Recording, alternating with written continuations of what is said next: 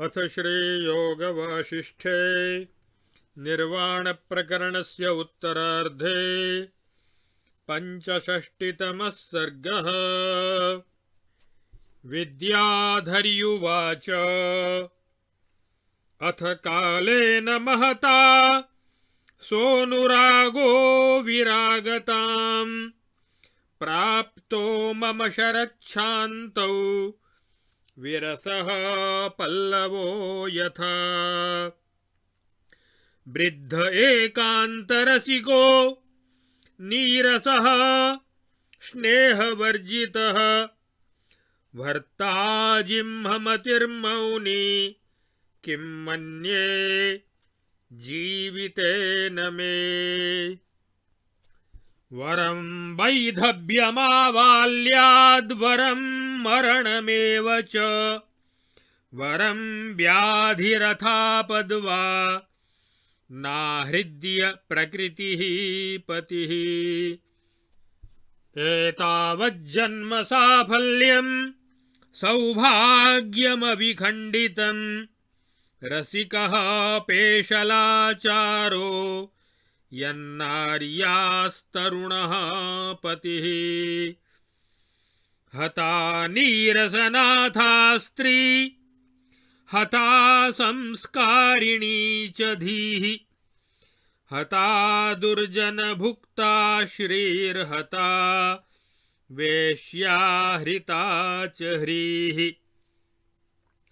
सा स्त्रियानुगता भर्त्रा सा श्रीर्यानुगता सता सा धीर्या मधुरोदारा साधुता समदृष्टिता। नाधयो व्याधयो नैव नापदो न दुरीतयः कुर्वन्ति मनसो बाधां दम्पत्योरनुरक्तयोः।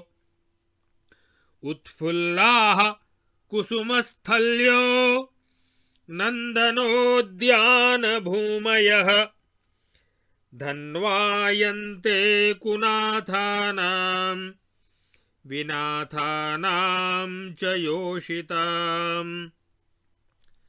सर्व एव जगद्भावा यथेच्छं गुणलेशतः सन्त्यज्यन्ते प्रमादात्तु वर्जयित्वा पतिं स्त्रिया। स्थिरयौवनया दुःखान्येतानि मुनिनायक भुक्तानि वर्षवृन्दानि पश्य दौर्भाग्यजृम्भितम्।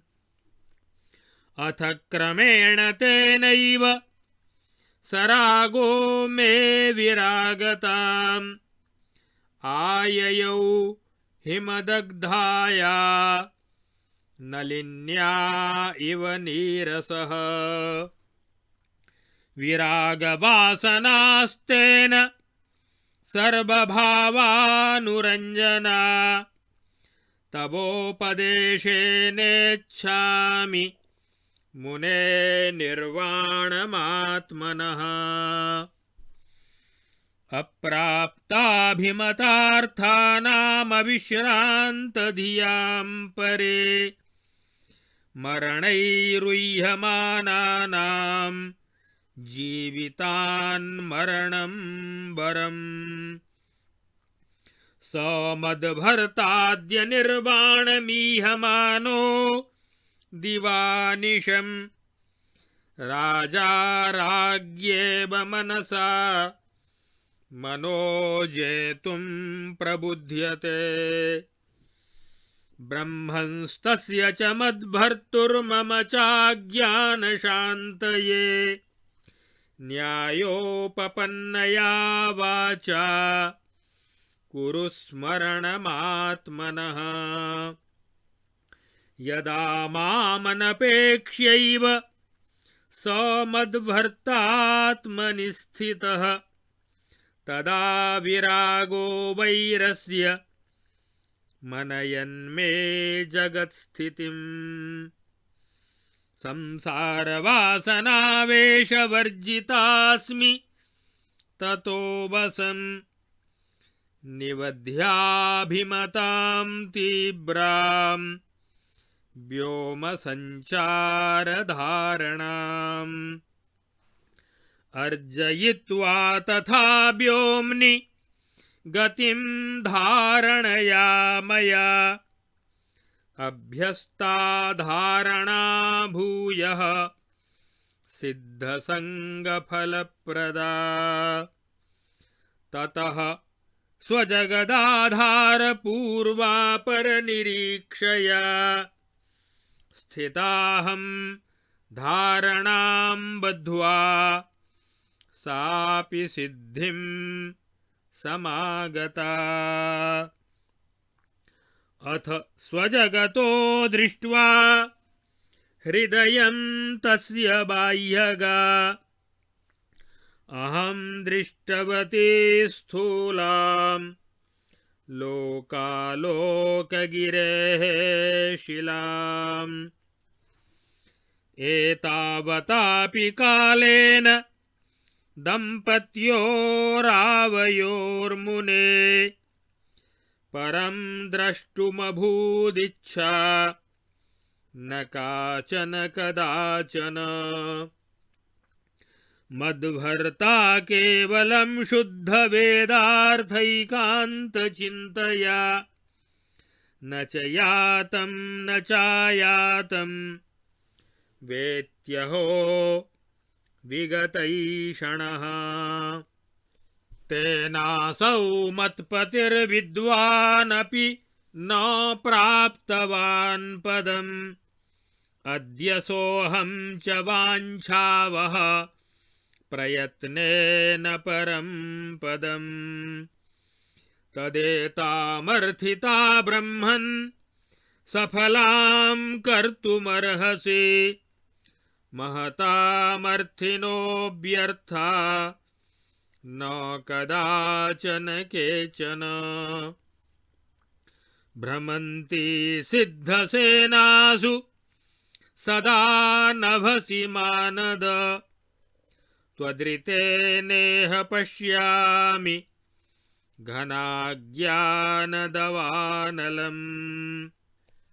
ब्रह्मन् विनैव करुणाकरकारणेन सन्तो यतोऽर्थिजनवाञ्छित पूरणानि कुर्वन्ति तेन शरणागततामुपेताम् मामर्हसीह न तिरस्करणेन योक्तुम्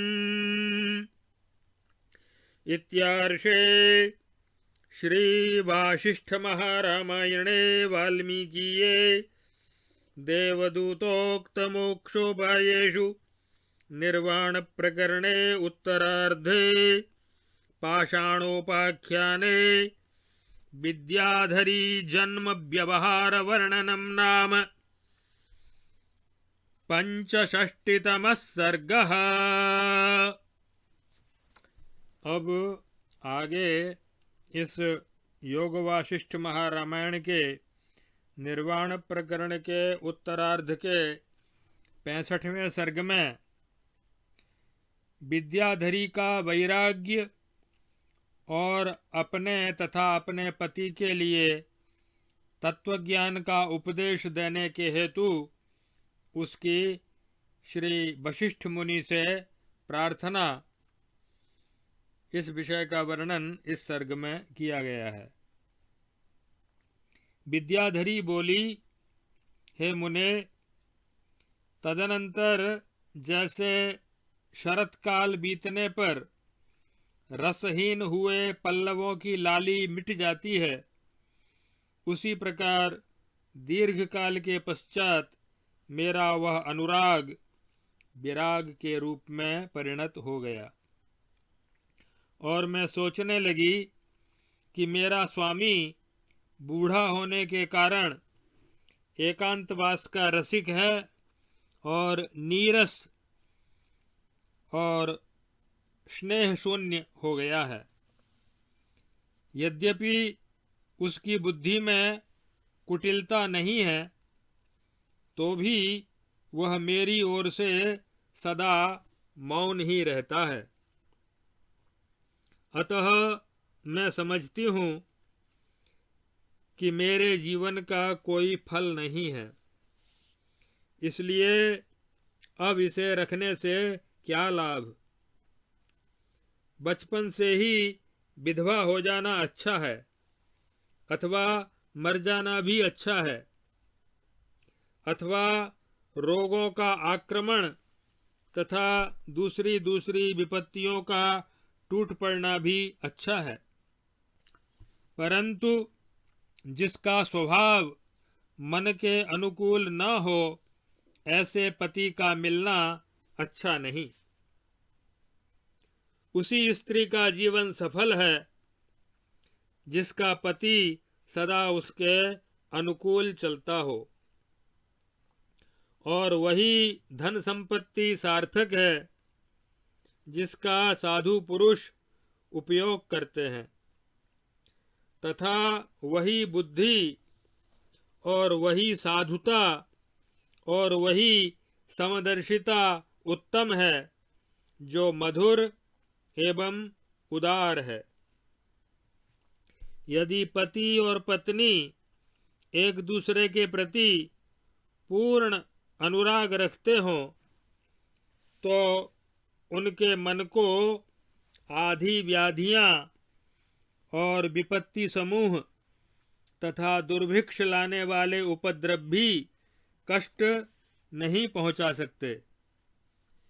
जिन स्त्रियों के पति प्रतिकूल स्वभाव वाले हों, अथवा जो स्त्रियां विधवा हो गई हों, उनके लिए फूलों से भरी हुई पुष्प वाटिकाएं तथा नंदनवन की भूमियां भी मरुभूमि के समान दुखद हो जाती हैं।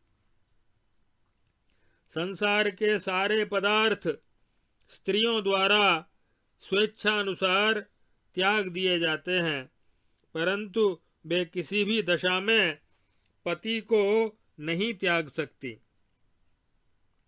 हे मुनीश्वर, अब मेरा वह पति विषयक अनुराग वैसे ही विराग रूप में परिणत हो गया है, जैसे पाले की मारी या जलाई हुई कमलिनी का राग अर्थात रंग क्रमशः नीरस हो जाता है। हे मुने, अब मुझे समस्त पदार्थों के प्रति वैराग्य हो गया है, इसलिए मैं इस समय आपके उपदेश से अपनी मुक्ति चाहती हूँ। जिन्हें मनोवांछित वस्तुओं की प्राप्ति नहीं हुई है और जिनकी बुद्धि परमात्म पद में विश्राम न पा सकी, तथा जो मरण तुल्य दुखों के प्रवाह में बहे जा रहे हैं, ऐसे लोगों के लिए जीने की अपेक्षा मर जाना ही अच्छा है। मेरे पतिदेव भी अब मोक्ष पाने के लिए ही दिन रात चेष्टा करते रहते हैं। जैसे राजा किसी राजा की सहायता से दूसरे राजा पर विजय पाने के लिए सचेष्ट होता है, इसी प्रकार मेरे पति भी मन के द्वारा ही मन को जीतने के प्रयत्न में सावधानी के साथ लगे हुए हैं। हे ब्रह्मन, आप मेरे उन पति का और मेरा भी अज्ञान दूर करने के लिए न्याय युक्त वाणी द्वारा उपदेश देकर आत्म तत्व का ज्ञान कराइए।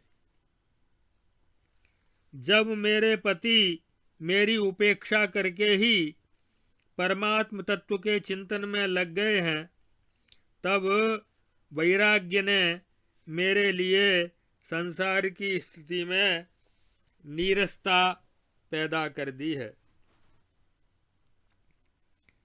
मैं संसार की वासना के आवेश से शून्य हूँ, इसलिए आकाश में विचरने की शक्ति रूप सिद्धि प्रदान करने वाली खेचरी मुद्रा नामक तीव्र एवं अभीष्ट धारणा को बांधकर सुस्थिर चित्त हो गई हूँ।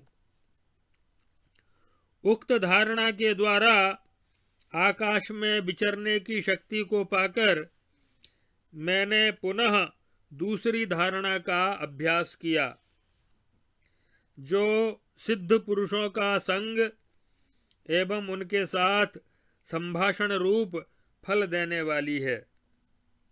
इसीलिए आज मैं यहाँ आकर आपके साथ वार्तालाप करने का सौभाग्य प्राप्त कर सकी हूँ। तत्पश्चात मैं अपने निवासभूत ब्रह्मांड के पूर्वापर भाग घटित अर्थात नीचे ऊपर के संपूर्ण आकार को भली भांति देखने की इच्छा से तदाकार भावनामयी धारणा बांधकर स्थित हुई।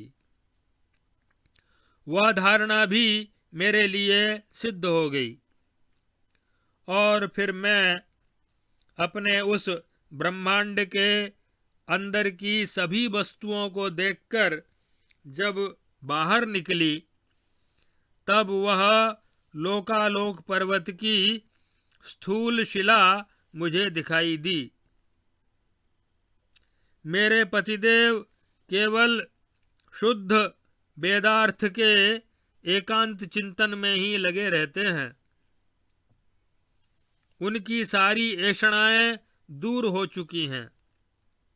वे न तो किसी का आना जानते हैं और न जाना पहचानते हैं।